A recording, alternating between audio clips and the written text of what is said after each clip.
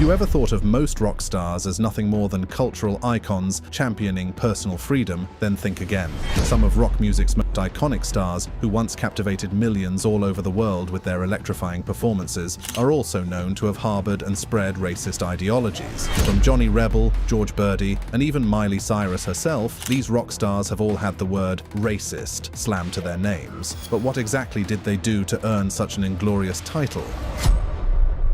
Johnny Rebel and white power rock. Clifford Joseph Trahan, better known by his stage names Johnny Rebel and Pee Wee Trahan, was an American singer, songwriter, and musician. He gained notoriety for his music, which supported white supremacy and is considered a pioneer of white power music. His 6 singles often used the racial slur nigger and often expressed sympathy for racial segregation and the Ku Klux Klan, KKK. One of his early songs, Cajun Ku Klux Klan, tells the story of Levi Coon, who faced discrimination for daring to ask to be served in a cafe. Johnny Rebel's music, totaling 12 songs, was marketed as subtle, rib-tickling satire, but was actually filled with racial hatred. Despite the controversial nature of his music, his career continued due to bootlegged records and later internet interest. In the late 1990s, he re-released his music on CD and created his own website to promote it. The website, however, did not really spark much new interest outside of his fan base, but things soon changed, and that change would come from an unlikely source. Johnny Rebel gained renewed attention after the September 11th attacks in 2001 when he released Infidel Anthem, a song calling for action against Osama bin Laden. This led to an appearance on The Howard Stern Show, where his new compilation CD and the new song were promoted. Stern's audience was nothing to scoff at, as it reached a peak of about 20 million people, a staggering audience at that time, and even now. His influence extended beyond the United States. He inspired British racist musicians, including the band Screwdriver, who in turn inspired other right-wing musicians. Trahan's music had a lot of impact. In 2003, Johnny Rebel's album Classic Klan Compositions was listed as the second bestseller on the website of white supremacist record label Resistance Records, right after the video game Ethnic Cleansing. In 2005, his song Some Niggers Never Die, They Just Smell That Way was used in Crispin Glover's film What Is It? In 2010, the television series The Boondocks satirized his music in an episode called The Story of Jimmy Rebel. According to Trahan, he only performed a Johnny Rebel song once. He said that he was performing in Kaplan, Louisiana, when someone in the crowd requested a Rebel song, and he obliged after making sure there were no black people in the audience. After his retirement in 2003, Trahan claimed that he did it all for the money, saying that he didn't set out to spread hate or start trouble. According to him, there was a lot of resentment at the time, whites hating on blacks and blacks hating on whites. He claimed that despite everyone having their own feelings, those feelings tend to change over time, and that, over the years, he changed his own feelings as well. Trahan passed away on September 3, 2016, in Rayne, Louisiana, at the age of 77.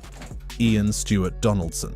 Ian Stewart Donaldson is known for starting the punk rock band Screwdriver. At first, Screwdriver looked like a punk band, but later they changed their appearance to a skinhead style. In 1978, Donaldson moved to Manchester, where he found guitarist Glenn Jones and drummer Martin Smith. With Kevin McKay on bass, this group toured a lot and gained many fans, but some places were hesitant to let them play because they were known as a violent skinhead band. Mostly performing for a skinhead audience, the band's first versions released one album and 2 singles on Chiswick Records. Screwdriver briefly changed their style to a rocker, biker look when they released the EP Built Up Knocked Down, 1979. Donaldson brought back the band name Screwdriver in 1982 with a new band lineup. Although the original band was known for sometimes causing violence at their concerts, Boomtown Rats frontman Bob Geldof was reportedly knocked unconscious by a friend of Donaldson who thought Screwdriver's sound had been sabotaged. They did not openly support any political ideology or organization. After the original Screwdriver lineup broke up in 1979, Donaldson formed a new lineup and started to write songs for a white power audience. The new version of Screwdriver openly supported far-right groups like the National Front and raised money for them through the National Front's music label, White Noise Records. Screwdriver became known for its involvement in the white nationalist movement and its associated music genre, rock against communism. In 1987, Donaldson and Screwdriver's roadie and album cover artist Nicky Crane started Blood and Honor, a neo-Nazi neo-Nazi network that distributes white power music and arranges concerts. Crane himself was probably more racist than Donaldson. In 1981, Crane was found guilty and sent to jail for 4 years for his part in an attack on a group of black youths at Woolwich Arsenal railway station in 1980. He once led an attack on an anti-racist concert in Jubilee Gardens in London. Donaldson also had his fair share of extremism, and he was no stranger to illegal activities. In 1985, he got a 12-month prison sentence for attacking black youths at King's Cross Station. While in Wormwood Scrubs prison, Screwdriver released their third album, called Blood and Honor. His old friend and mentor, Joe Pierce, who was once a top member of the National Front, said that Donaldson became more firm in his beliefs during his time in prison. Donaldson also became the leader of 2 other bands, The Klansmen, a rockabilly band, and White Diamond, a hard rock heavy metal band, and released several solo albums. On the night of 23rd of September 1993, Donaldson was in a car crash in Derbyshire that caused his death the next day when he was 36 years old. The British white power music band Screwdriver is still famous among racist skinheads, neo-Nazis, and other white supremacists. Even though the band broke up after its leader died, its logo is still the most popular white power music symbol used by white supremacists.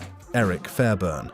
In the 1990s, Eric Fairbairn, also known as Eric Wolf, was a tall and strong skinhead. He was easily recognizable because he had the word murder tattooed on his neck. He played guitar for the hate rock band Rahowa and worked for Resistance Records, a major racist music label, as their marketing director when it was based in Detroit. After Michigan tax authorities raided Resistance's offices in 1997, Fairbairn moved to Washington, D.C. There, he worked for a political advocacy organization called Liberty Lobby, run by Holocaust denier Willis Carto. He also edited a white supremacist email newsletter called Wolf Rain Update. Fairbairn has always had trouble controlling his impulses. During his time at Liberty Lobby, he went to the home of Willis Carto's business partner, Todd Blodgett, to collect a debt. When Blodgett wasn't home, Fairbairn broke into his garage, stole a chainsaw that belonged to Blodgett's grandfather, and cut down every tree and shrub on Blodgett's property. In 1999, Fairbairn moved to Florida, where he worked as a repo man and spent his free time playing Dungeons & Dragons. In 2000, he moved to Indiana and joined the outlaw Hammerskins, OHS. Then, in 2002, he and OHS leader Brian James founded the Hoosier State Skinheads. That same year, after watching the movie Gangs of New York, Fairbairn changed his name to The Butcher after a character in the film. He also started carrying a large sledgehammer and gained a reputation for being unpredictable and abusive, especially toward women. In one incident, he threw a friend's dog out of a car window during an argument. In 2003, Fairbairn moved to Springfield, Missouri, and began living with the ex-girlfriend of Midwestern Hammerskin leader Shane McCormick. When McCormick and another Hammerskin confronted Fairbairn at the woman's home, Fairbairn stabbed McCormick, but fortunately, McCormick survived. Tensions were already high between Hammerskin Nation crews, like McCormick's, and independent skinhead gangs like the Hoosier State Skinheads. The stabbing intensified the feud, which nearly turned into open warfare. In a post on a skinhead message board in late 2003, Fairbairn wrote,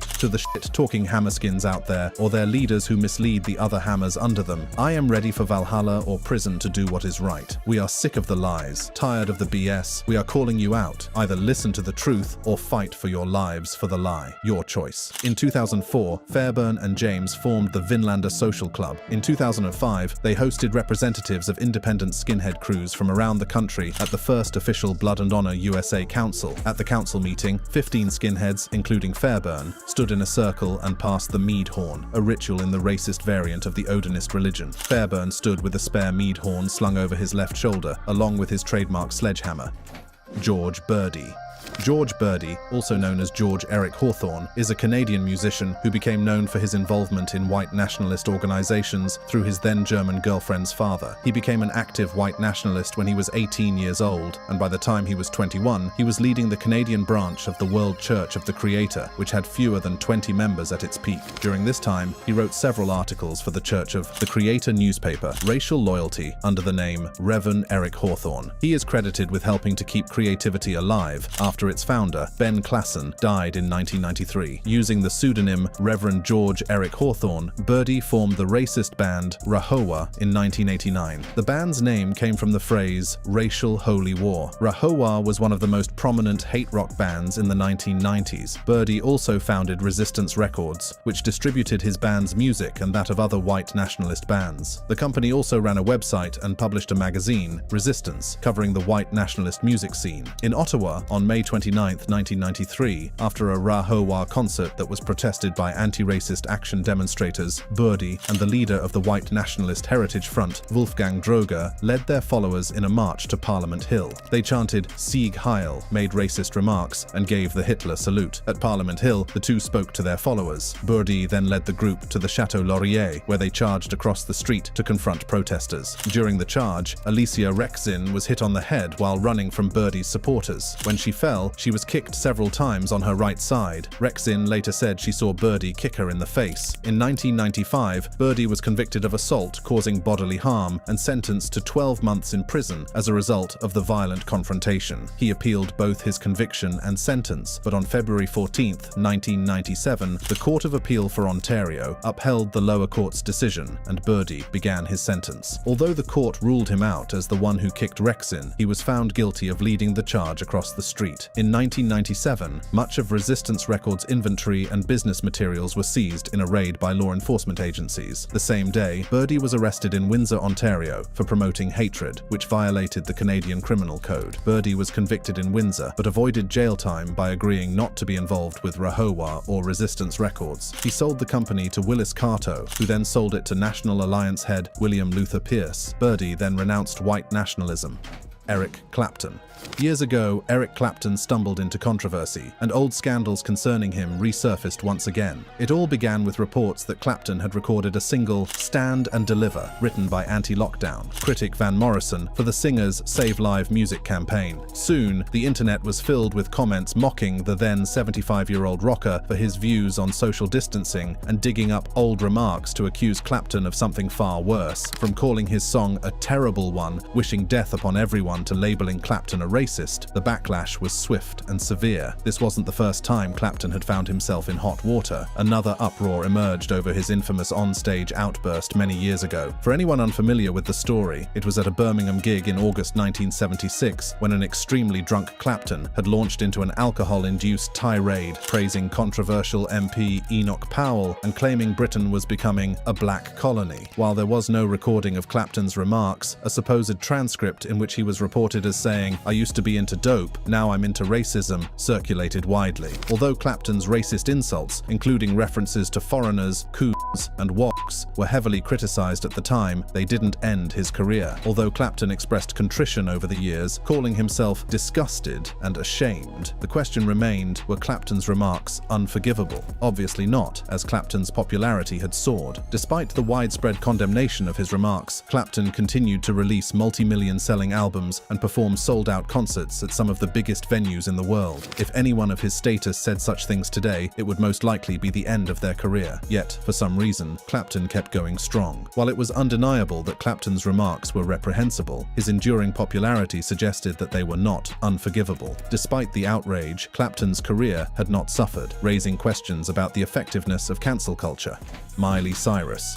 Miley Cyrus stirred up controversy when a photo surfaced online showing her and her friends making a gesture that many found offensive towards Asian people. In the picture, they were pulling their eyes into slants while posing with an Asian American friend. The singer denied the accusations of racism, claiming she was just making a goofy face. The organization OCA, which represents Asian Pacific Americans, condemned Miley and her friends for their actions. They called the photo offensive and said it set a bad example for Miley's young fans. George Wu, the executive director of OCA, explained that such behavior perpetuates a long history of mocking and demeaning individuals of Asian descent. The backlash against Miley was immediate and severe. Many people criticized her for encouraging and legitimizing the mocking of Asian people. The incident reignited discussions about cultural sensitivity and racial discrimination, especially in the entertainment industry. In response to the criticism, Miley issued what was perceived as a half-hearted apology, saying that they were just making goofy faces.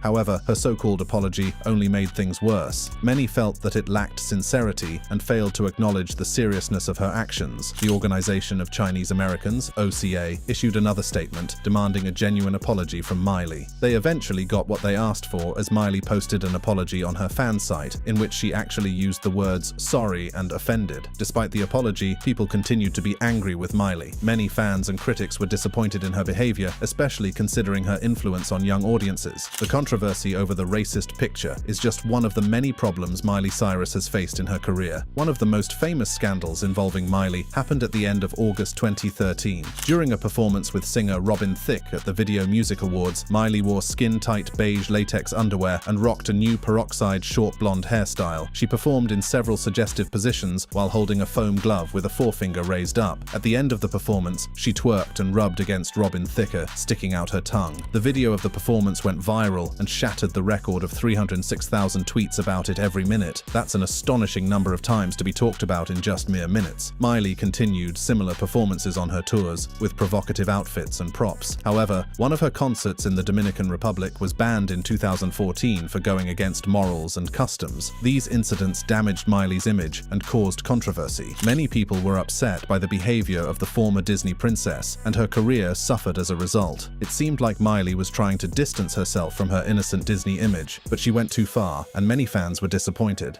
Joe Jonas and the controversial pose. Joe Jonas went and made the same mistake Miley Cyrus did that landed her in hot water with the Organization of Chinese Americans. He was spotted in a picture making those Asian eyes, which is considered defamatory to Asian people. The photo shows the singer pulling his eyes into slants with his pinky fingers. The issue of pulling eyes into slants as a mockery of Asian people is not isolated to just Miley Cyrus and Joe Jonas. It goes back many years. It's an offense that has not been taken lightly even before these stars made a mistake. For many years, a lot of Westerners have poked fun at people of Asian descent by pulling their eyes into slants and mocking an entire race, particularly Chinese people. Social media has been overwhelmed by online consumer boycotts, accusing several brands of disrespecting the Chinese by showing models with slanted eyes. Brands like Dior, Mercedes-Benz, and Gucci have been vehemently reprimanded by nationalist consumers. The cold, hard truth that these brands have had to face is that Chinese consumers have become increasingly aware of racial representation issues on the global stage. They demand a very high cultural awareness about how they appear to the world. Some of the biggest luxury brand scandals in China were caused by Asian model eye shapes. One time, there was a model with small eyes and scary makeup from a 2012 Dior exhibition. This observation quickly went viral, with netizens accusing Dior of using an Asian stereotype to insult China. The photographer had to apologize for what was perceived as immaturity and ignorance when the photoshoot was taken. Even Dior themselves had to issue a statement saying that they respected the feelings of the Chinese people. Not too long after the Dior scandal gained some serious online momentum, a Chinese state media published an article that explained the history of derogatory Chinese depictions of slant eyes, sinister grins, and braids in 19th century American media and Hollywood films. These stereotypes help to perpetuate the racist idea that the Chinese people are an evil and dangerous threat to Western society. The primary source of online backlash against brands stems from the perception that the West is mocking East Asian features by portraying slanted eyes. Chinese consumers find this portrayal intolerable as it reduces Asian faces to a single stereotypical eye shape. Moreover, they associate the slanted eye look with the perceived superiority of the West. Another incident occurred when Mercedes-Benz had to remove a video from Weibo. The video featured a model with painted slants on her eyes. After much public pressure, Mercedes had no choice but to take the video down. Not even the esteemed Gucci brand was left out of the controversy, as a Twitter campaign published by the fashion giant was met with ferocious criticism after a model with small eyes was thought of as a stereotype of Asian beauty. Joe Jonas was apparently playing with fire when he struck that pose for the camera. Luckily for him, his career was spared from what would otherwise have been a devastating fall. Courtney Love. After her husband's death, Courtney Love developed a history of controversial racist statements that were hard to ignore. During the Live Through This tour with her band Hole in 1994, while very intoxicated and angry, Love repeatedly made her way onto the stage and expressed her anger in an oddly specific manner. She would take her top off and, at a quiet point in the concert, try to stir the crowd into a frenzy by getting them to chant foul words along with her. First it was the B word, then the C word, and eventually the N word. When the crowd went along with this, Love praised them for being good white people and teased them by asking them if they felt any less politically correct, because according to her, she did. When the crowd booed her immature attempt at subversive speech, Love couldn't deal with it and shut down. Luckily, she eventually stopped using the N-word at her concerts. Instead, she put all that chaotic energy into her songwriting, debuting a track in Madison Square Garden at the end of her tour titled "Oh No." Even when she refrained from using the N-word, her comments about black people were still far less than friendly. She criticized black men for wearing do-rags, and during the comedy roast of Pamela Anderson in 2005, she snapped back at Eddie Griffin, saying that African Americans only knew about her because she was arrested. Although it may have sounded like a typical roast joke, it actually revealed the underlying issue of Courtney Love's attitude towards black people, which seemed outdated. This perspective was particularly evident in her views on music. On several occasions, Love expressed her belief that black people should not listen to rock, nor should white people listen to hip-hop. During her 24-hour takeover of MTV, 24 Hours of Love, she commended a black girl for not being familiar with the Strokes, stating, "You've got your culture. I've got mine." It's worth mentioning that she also shared a story about not recognizing Jay-Z during the peak of his fame. She then made him go fetch her a root beer. This anecdote might have seemed more amusing if it hadn't followed her earlier comments encouraging black people to stick to their own cultural preferences. Despite criticism, Love didn't stop making offensive remarks. This negative publicity led to the decline of her popularity. Despite her success in the music industry, her career faced numerous challenges due to these controversies. Love's attitude toward different cultures and races stirred up considerable controversy, and many of her fans were disappointed by her behavior. Despite attempts to reconcile and apologize, the damage had been done, and Love's reputation was forever tainted by her racist remarks. Morrissey. When it comes to different races or nationalities, Morrissey has been known to make harsh remarks. He once referred to Chinese people as a subspecies due to their animal rights policies. He also made disparaging comments about Sadiq Khan, then the mayor of London, stating, "Even Tesco wouldn't employ Diane Abbott," in reference to the former Shadow Home Secretary, who is Cambridge educated. Morrissey openly supported the far-right political party for Britain, mainly because of their stance against halal killings. Additionally, he criticized the media's treatment of Tommy Robinson, a known racist political figure, claiming it was too harsh. All of these incidents have contributed to his negative image. However, one of his most controversial moments occurred in 2019 after Stormzy delivered a groundbreaking performance at Glastonbury. Morrissey posted a video claiming that the festival promoted multiculturalism over white culture. This led to him being labeled as a racist by many of his detractors. In 1986, Morrissey told Mojo that there was a black pop conspiracy that prevented the Smiths from topping the charts. He also made derogatory comments about reggae, labeling it as the most racist music in the entire world, and expressed his dislike for black modern music. In 1992, he caused Cornershop to distance themselves from him after he used the Union Jack in a performance that provoked a skinhead crowd into making racist remarks. When the NME reported on the incident, Morrissey refused to speak to them for 12 years, a tactic he often employs when he receives negative press. He has even criticized Simpsons for questioning his moral character. In recent years, Morrissey's views have become more extreme, leaving many of his supporters feeling conflicted. The man who once provided them with refuge from the commercial world has now become the source of controversy, making divisive remarks and disappointing his fans in the process. David Bowie.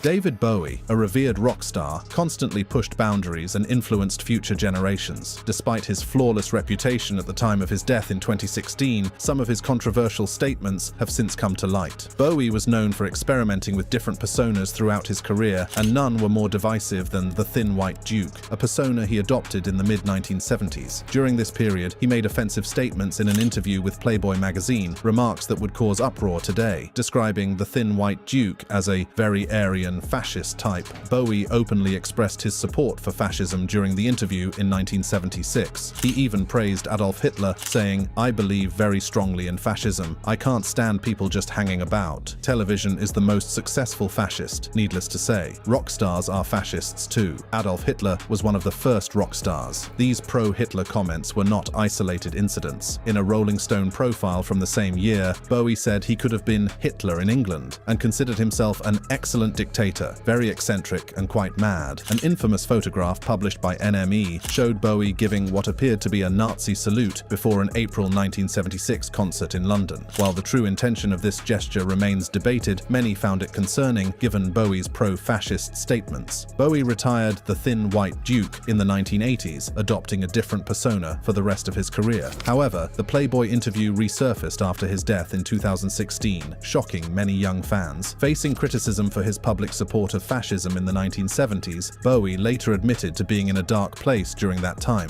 In his biography, Strange Fascination, he acknowledged that The Thin White Duke represented the darkest days of his life, revealing struggles with drug addiction. In a 1980 interview with NME, Bowie explained his fascination with fascism and Adolf Hitler, attributing it to a general interest in mythology. He later expressed regret over his comments and clarified that he did not support any of the Nazi Party's actions during World War II.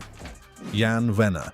Jan Wenner, who helped start Rolling Stone magazine and was also involved in creating the Rock and Roll Hall of Fame, has been removed from the Hall's board of directors due to comments seen as insulting toward black and female musicians. The Rock and Roll Hall of Fame Foundation announced Wenner's removal the day after his remarks were published in a New York Times interview. Wenner, 77, has not yet commented on his removal. He stirred controversy while promoting his new book, The Masters, which includes interviews with white male musicians like Bob Dylan, Jerry Garcia, Mick Jagger, John Lennon, Bruce Springsteen, Pete Townshend, and U2's Bono. When questioned why he didn't interview women or black musicians, Wenner responded by suggesting that women like Grace Slick or Janis Joplin couldn't hold deep conversations. He also implied that black artists like Stevie Wonder, Marvin Gaye, or Curtis Mayfield didn't articulate at the same level as his chosen interviewees. In his words, the people had to meet a couple criteria, but it was just kind of my personal interest and love of them, Wenner said. Insofar as the women, just none of them were as articulate enough on this intellectual level. When the interviewer pushed back, insisting that Joni Mitchell, for one, was articulate enough to discuss music, Wenner doubled down. Wenner went on to suggest that no black recording artists met his criteria either. Wenner co-founded Rolling Stone in 1967 and was its editor or editorial director until 2019. He was also a co-founder of the Rock and Roll Hall of Fame, which started in 1987. In the interview, Wenner seemed to anticipate criticism, suggesting that he should have included at least one black and one female artist in his book to avoid backlash, even if they didn't meet his perceived historical standards. Wenner's statements attracted lots of criticism, particularly from hip-hop historian Nelson George, who referred to Wenner's comments as racist and sexist. George went on to call Wenner's statements condescending and stupid, saying that his comments to the New York Times reflect a continuum of thought that is reflected in the magazine's music coverage. Another person to voice opposition to Wenner's comments was Evelyn McDonnell, a Loyola Marymount University journalism professor who has written vigorously and extensively on topics such as gender, politics, and even music. She stated that thanks to decades of sexism and racism from Wenner, there have been several false master narratives concerning music history. As a result of all his statements, Wenner was removed from the board of directors in the Rock and Roll Hall of Fame Foundation, of which Wenner himself was a co-founder. Rolling Stone magazine went on to denounce Wenner's comments on X, the social media site formerly known as Twitter, stating that Jan Wenner's statements did not in fact represent the values of Rolling Stone. If you enjoyed watching this video, be sure to check our other similar and amazing videos on the screen. Thank you for watching, and we will see you next time.